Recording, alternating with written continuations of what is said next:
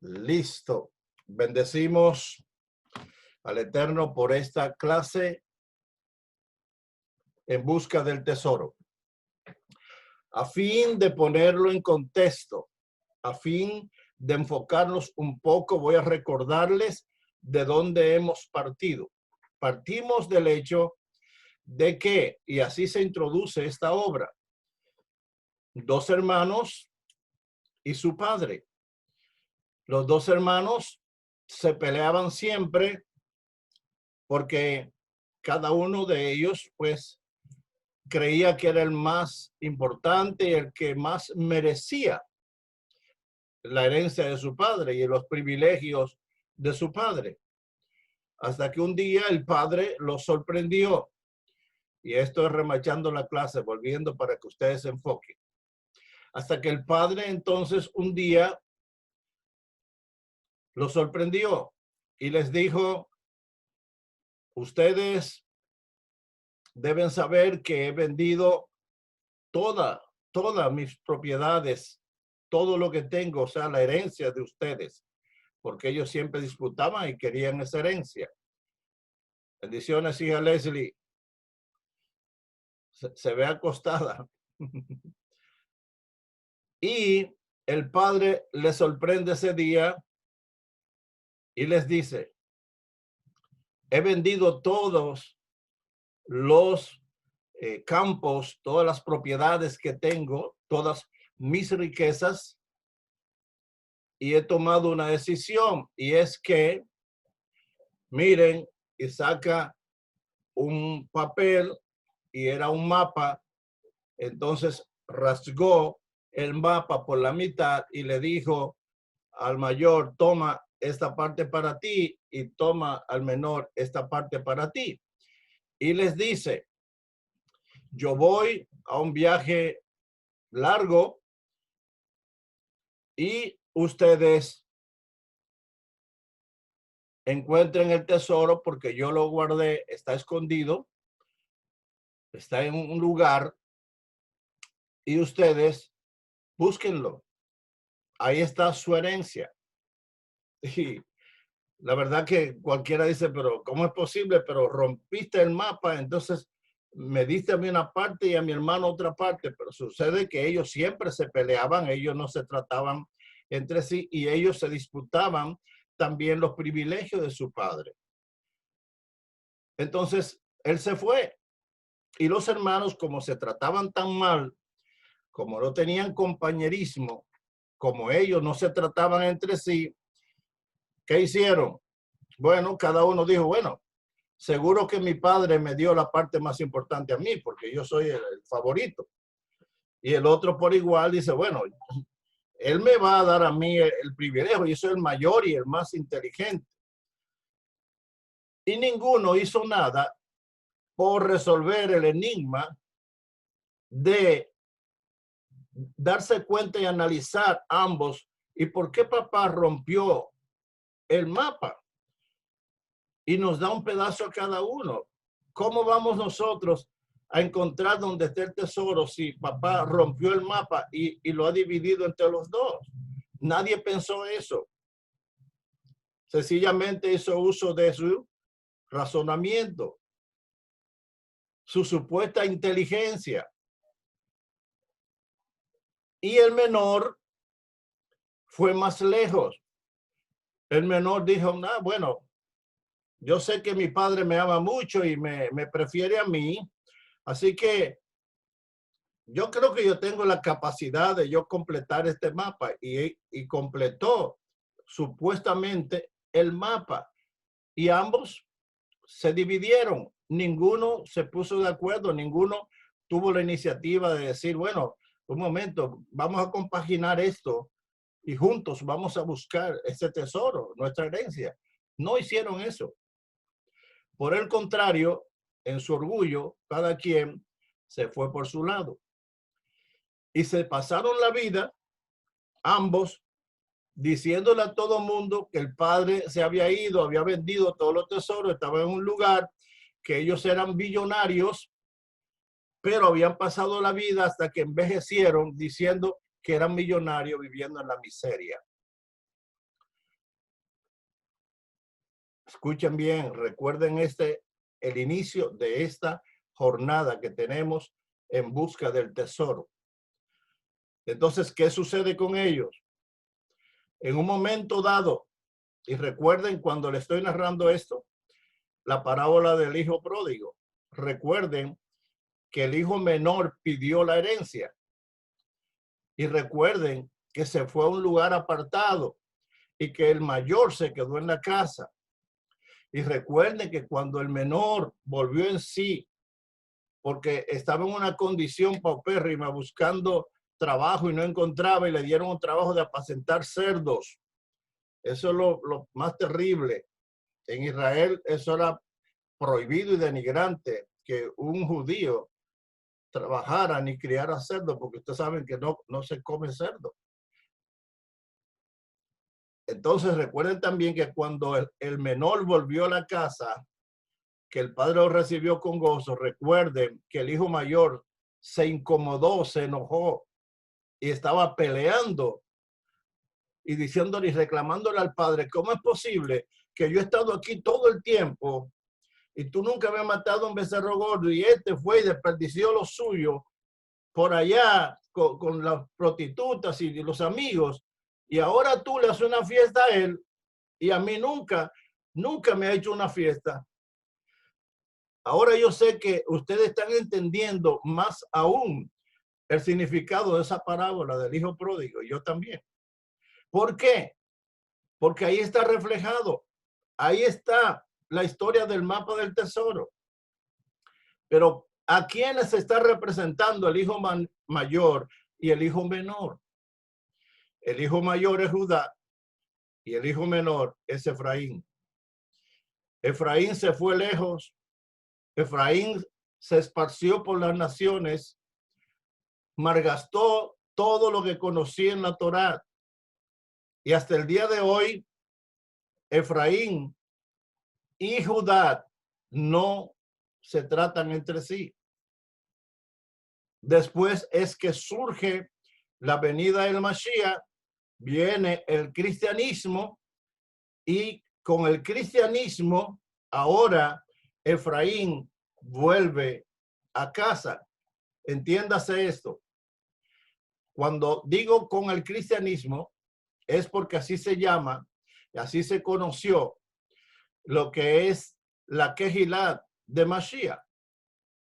Se llama el cristianismo porque Roma se tomó la prerrogativa de establecer, según ellos, con sentido también con Efraín en ese momento, porque se confundió con las naciones, una nueva religión, y que ya Judá no tenía nada que ver. Y por eso es que el Padre hoy está tratando con cada uno de nosotros, y nosotros hoy ya no somos esos gentiles, ya nosotros tenemos la revelación de Mashiach, y ya nosotros somos Efraín volviendo a casa. Pero ¿qué ha pasado con el cristianismo y Judá? Todavía cada quien ha mantenido su pedazo de mapa. Los cristianos dicen que ellos son los que tienen la parte mejor, y Judá dice lo mismo. Todavía no se ponen de acuerdo. Llegará un momento que esto va a ocurrir. Entonces, debemos comprender que los dos hermanos al final se encontraron en un lugar, y ellos, cuando se vieron, quisieron apartarse, pero el Rúa, porque no pudo ser otro, es quien hace la obra y convence de pecado, de justicia y de juicio. El Rúa no dejó que se apartaran, perdón, y se acercaron y tímidamente se saludaron y después terminaron abrazados y lloraron. Así se introduce esta obra. Así se introduce Sheva Grama, grupo de 7, que viene a enseñarnos cuál es el orden correcto de la Tanat judía, de la Torá y la Biblia judía, y cuál es el orden que el cristianismo puso, confundiendo todo y dándole cumplimiento a esta palabra que profetizó Yeshua HaMashiach, que leímos en Mateo 23, 34, 36, cuando él dice que enviaría escribas y profetas y los iban a matar y los iban a afrentar. Por tanto, mirad, yo os envío profetas, sabios y escribas. Cuando Yeshua habla de esto es porque él está viendo, y yo quiero que ustedes piensen por un momento, él está viendo lo que iban a hacer con los libros, los escritos, la Torá, los escritos y los profetas. Él vio lo que iban a hacer el cristianismo, lo que iba a hacer Roma. Él lo vio y él, si lo vio, no lo iba a anunciar. Yo le pregunto esto, como él, que es Elohim, y dice que no tenía necesidad de que nadie le dijera nada. ¿No sabía él lo que iba a ocurrir, lo que iba a hacer la Iglesia Católica y lo que iban a hacer muchos judíos canonizados que se habían adaptado y que se iban a confundir en las naciones e iban a perder todo lo que es su emunat y su temor? Claro, entonces, ¿no lo iba a profetizar? Bienvenida, Mergin. Bendiciones, hija. Janet, ya te estoy viendo. No iba Jesús a hablar de eso, pero lo dijo de una manera que no se puede entender sino por la revelación de Ruach HaKodesh. Nosotros lo leemos y lo que estamos diciendo y lo que nosotros entendemos, que eran hombres profetas, que eran hombres sabios y que eran hombres que iban a los apóstoles, por ejemplo, que los persiguieron, los mataron, pero no podíamos nosotros entender que se trataba de lo que iban a hacer con la Torá, lo que iban a hacer con los profetas y con los escritos. Porque eso era una muerte. Y se van a sorprender con lo que ocurre con lo que hemos leído sobre la disputa del ángel con Hasatán o Hailei por el cuerpo de Moisés. Se van a dar cuenta qué sucedió y qué es lo que esto significa. Entonces, cuando los hermanos se encuentran en la plaza buscando qué comer, lloran, se abrazan y entonces sí, por primera vez, ellos juntan los dos pedazos del mapa y ellos se ponen de acuerdo y van y encuentran el tesoro. Amén. Está narrando al final lo que va a ocurrir. Llegará un momento que el hijo mayor y el hijo menor se van a unir. O sea, Efraín vuelve a casa y Judá comprenderá y Judá abrazará al Mashiach. Amén. Y cuando esto ocurre, entonces se complementa el mapa y el tesoro será encontrado por los judíos y será encontrado también por Efraín plenamente. O sea, los cristianos que hasta el día de hoy su Biblia es incompleta y también la de Judá. ¿Por qué? Porque los cristianos, vuelvo a repetirles y refrescándoles, los cristianos no aceptan el Antiguo Testamento y Judá no acepta el Nuevo porque todavía está esperando a Mashiach y no ha dado como buena y válida el anuncio de que ese Yeshua es el que ellos esperan. Entonces, hasta el día de hoy están divididos y así no pueden encontrar el tesoro, pero tampoco los cristianos podrán encontrar plenamente el tesoro contenido en el Antiguo Testamento si ellos lo rechazan. Eso es lo que a nosotros nos critican, que ya nosotros nos confundimos y ahora nosotros estamos guardando la ley porque creemos en la Torá, creemos en el Antiguo Testamento, no sabiendo ellos que lo que nosotros estamos haciendo es que nosotros completamos el mapa. Y como completamos el mapa, ahora nosotros estamos disfrutando de tesoros que el cristianismo no está disfrutando. Entonces continuamos donde quedamos y dice, esto lo sabía muy bien Yeshua y por esto dijo, para que venga sobre vosotros toda la sangre justa que se ha derramado sobre la tierra, desde la sangre de Abel el justo hasta la sangre de Zacarías, hijo de Berequías, al cual mataste entre el templo y el altar. Eso jamás nosotros lo entendimos. Y preguntábamos, pero ¿cómo? ¿Y esa sangre del justo, qué significa? Esa sangre del justo desde Abel, bueno, Abel lo mataron. Y entonces, ¿y qué pasa con Zacarías? Bueno, que Zacarías lo mataron y que... Pero vamos a ver más allá. Decimos que este verso confirma el orden correcto de los libros del Antiguo Testamento, porque Yeshua menciona dos eventos que están vinculados precisamente en los textos de los extremos de la Biblia, o sea, de los libros correctamente como están organizados por los judíos. Cuando habla de la sangre de Abel que está en el principio, o sea, en el primer libro, en Génesis, la sangre de Zacarías que está en el último libro, o sea, el último, no de la Biblia, sino del orden que tienen los judíos. El último libro nos reafirma que Yeshua se estaba refiriendo justamente a todo lo compendiado desde Génesis hasta el último libro del Antiguo Testamento, que es Segunda de Crónicas.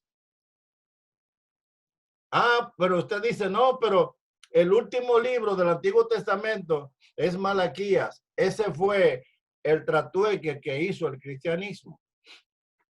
Pero ese no es el orden de los libros judíos. Y ese es uno de las muertes, porque es considerado como una muerte, porque ese orden está establecido así con un gran propósito. Y ustedes están a punto de comenzar a ver el por qué. Se trata de un paréntesis que Yeshua abre en Génesis y lo cierra en Segunda de Crónicas. O sea, cuando Yeshua dijo eso, abrió un paréntesis. Desde Bereshit, Génesis, hasta Segunda de Crónicas, que es según el orden de los libros judíos, del canon, él abre un paréntesis en Génesis y lo cierra en Segunda de Crónicas, donde termina el Antiguo Testamento judío.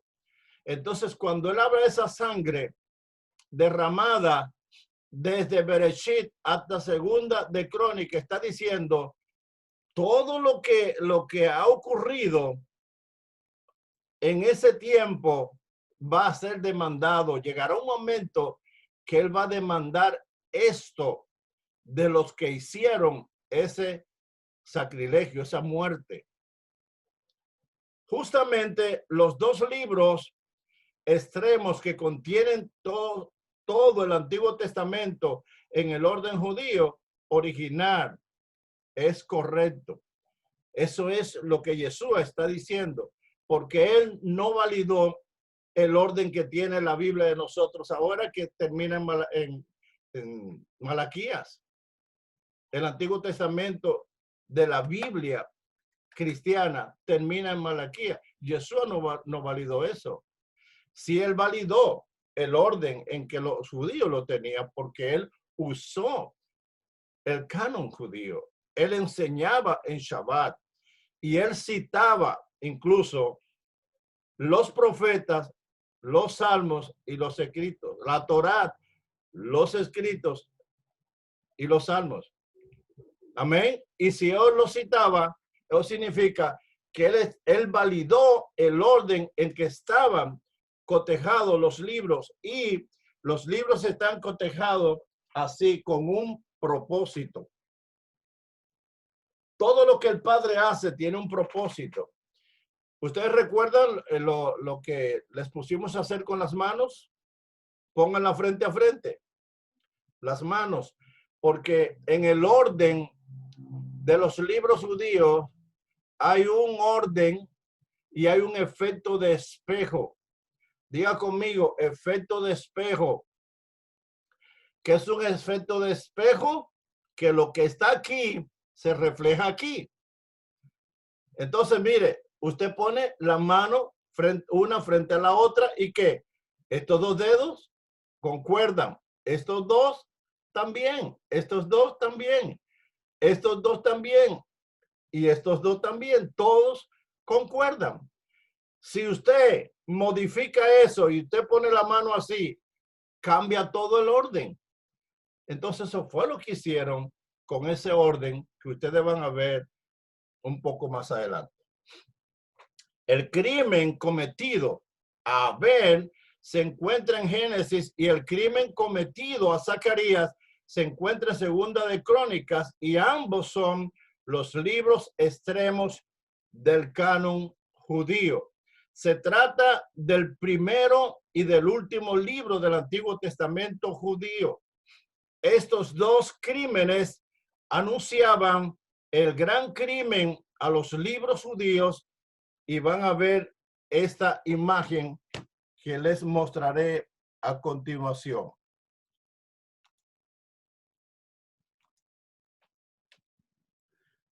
Aquí está el orden.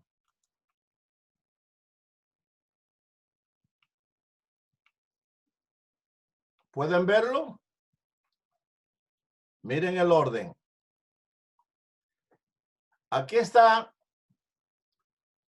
la muerte de Abel en el libro de Génesis. Y aquí se encuentra la muerte de Zacarías, Segunda de Crónica. Este es el orden que tiene el canon judío. Todo lo que ha ocurrido desde aquí hasta aquí, van a pagar ellos, se le va a reclamar a ellos, porque ellos han cometido una grave falta, porque cuando nosotros tomamos lo del Señor y nosotros lo cambiamos, nosotros estamos cometiendo un crimen, porque nosotros estamos poniéndonos por encima del Eterno, y eso jamás se debe hacer. O sea que pueden ver aquí cómo están compendiados. Aquí no está en Malaquías como está en nuestra Biblia. Si usted lo busca, se van a dar cuenta que el último libro del Antiguo Testamento en nuestra Biblia es Malaquías. ¿Quién lo hizo?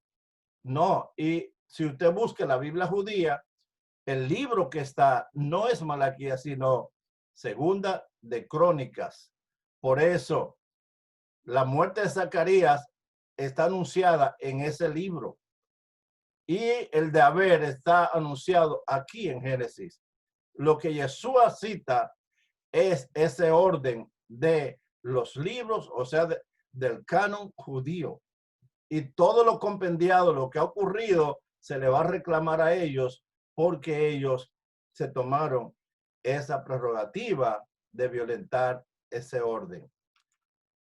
No es sencillo lo que encontramos ahí. No es sencillo. Vamos. Se puso pequeño y ahora no quiere otra vez. A ver. No sé por qué cuando se pone... Ok, dejar aquí. Listo.